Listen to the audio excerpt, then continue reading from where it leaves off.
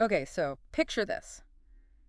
A major late night show, The Late Show, and you've got Denzel Washington and Stephen Colbert. Not a comedy bit, but a real intense clash. Right. An actual confrontation that apparently silenced the audience, brought network executives running, and ended with Denzel, well, being shown the door. It sounds almost unbelievable for that kind of format. Exactly. We've got an account detailing this whole thing, both what happened on camera and the explosion backstage. So today we're diving deep into that. What really happened there? Yeah, what sparked it? What were the undercurrents? And maybe what does it tell us about celebrity interviews, authenticity, that whole thing? It really disrupts the typical late night feel, doesn't it? These things are normally so polished, choreographed. Yeah, like a dance. But this sounds like someone tripped and the music just stopped.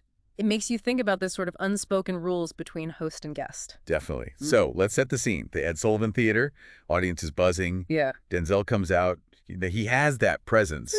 Big applause. Huge star. He shakes Colbert's hand, sits down, smiles for the cameras the first few minutes. Totally normal. Talk about his new movie, a couple of easy questions. Standard warm-up.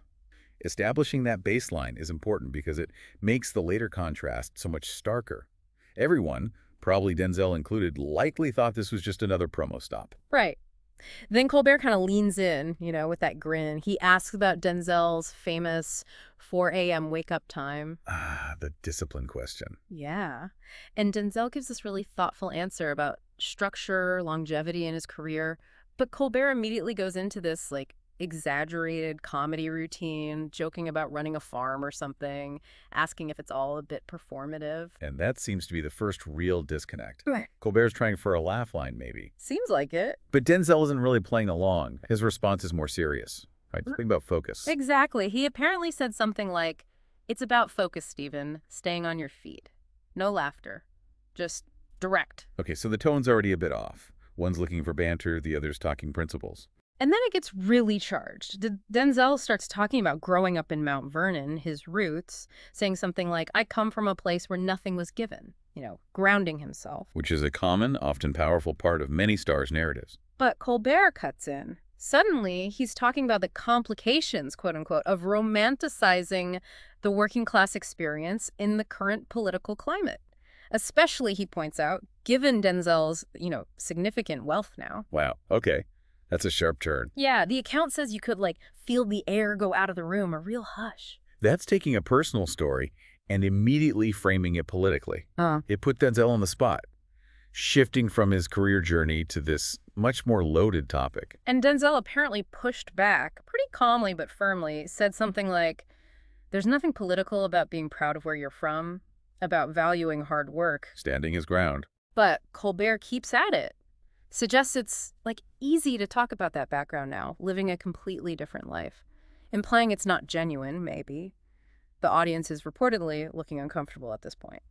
So Colbert's essentially challenging his authenticity, questioning if his success somehow invalidates his connection to his past. That's how it seems. It raises that whole question, how are successful people supposed to talk about where they came from? It's a tricky line. Eventually, Denzel just stops him, says something like, "Stephen, I'm here to talk about the film, not justify my success or have my life story picked apart for, political points." Drawing a boundary. Yeah, "I've never hidden where I come from and I won't apologize for where I am." But Colbert then broadens it out again, asking about the responsibility celebrities have, image versus reality. So framing it as a larger issue, not just about Denzel specifically. Right, but the tension was apparently just thick. You could cut it with a knife. Colbert's positioning it as accountability, maybe. That celebs need to answer for the narratives they present. But Denzel clearly sees it differently. He definitely does, because then comes the moment. Denzel, apparently very calm, but his voice has weight. He says, "I believe him being truthful. And honestly, Stephen, I'm starting to feel like I was invited here under false pretenses." Oh, wow. Yeah. He adds, "If you wanted a political debate, you picked the wrong guest." And the studio, reportedly dead silent. That's a direct accusation. He's saying the premise of the interview shifted without his consent, that the real agenda wasn't film promotion. Cuts right to the heart of it, and boom, suddenly they cut to an early commercial break, way earlier than scheduled. The emergency eject button? Totally. A clear sign things have gone sideways. Yeah. And backstage, all hell breaks loose, according to this account. Colbert's friendly host persona vanished. Yeah, the mask comes off. He apparently confronts Denzel immediately. What do you think you're doing? This is my show. Something like that. Mhm. Defensive, territorial even. It really shows the power dynamic on these shows. The host's turf. Denzel, though, apparently stays composed, replies something like, I came here to talk about a movie, Stephen, not be your political pawn. Where I come from, we treat guests with respect. Turning the tables a bit, invoking respect. Yeah, and Colbert was reportedly visibly flustered. Then he apparently accuses Denzel of using his background to claim some kind of moral high ground while being just as out of touch as anyone else who's successful. Trying to undermine Denzel's earlier points by essentially saying, you're just like the rest of them. It's getting personal now. Oh, definitely. And Denzel reportedly snaps back. And you think hiding behind jokes gives you a license to ambush your guests. Oof. Continues, I've been consistent about who I am my whole career. Can you say the same? Like, questioning Colbert's authenticity. A direct challenge. Yeah. That's intense. That's apparently when the network suits rush in, realizing this is spiraling. Colbert then reportedly lays down an ultimatum. It's him or me. He goes or I go. Wow. Leveraging his position. And the executive producer makes the call. They tell Denzel his appearance needs to be rescheduled. Rescheduled, right. A polite way of saying get out. Denzel's reaction is apparently just disbelief. You're kicking me off because I wouldn't let you belittle me. He calls it Colbert's tantrum. He sees it as retaliation for pushing back. As he's taking off his mic, he apparently says, this was never about the film. He had an agenda from the start, just reinforcing his view of the whole thing. His refusal to be, as he saw it, disrespected, even leading to his removal, speaks volumes about his stance. Security apparently starts to approach, but he waves them off. I know the way. And then his parting words to Colbert, reportedly devastating. What did he say? Something like, you know the difference between us, Stephen. I play characters when the cameras roll. When they stop, I'm still the same person. Always have been. Can you say that? Whoa, that cuts deep. Questioning the very core of Colbert's persona. Colbert was apparently left speechless. And get this, as Denzel's leaving, a production assistant apparently whispers to him, this isn't the first time something like this has happened. Really, that suggests a pattern, or at least other instances of friction behind the scenes. Very interesting detail. Back on set, Colbert tries to smooth it over for the broadcast, Unfortunately, Denzel Washington had to leave early, but the audience could feel it. The vibe was off. They saw the beginning. They saw the abrupt cut. They're not stupid. And social media was already lighting up. People who were there started sharing what they saw. Backstage, Colbert was reportedly livid, chewing out his team, who booked him, making them look bad, that sort of thing. Instructed everyone, don't talk about it, move the musical guest up, damage control.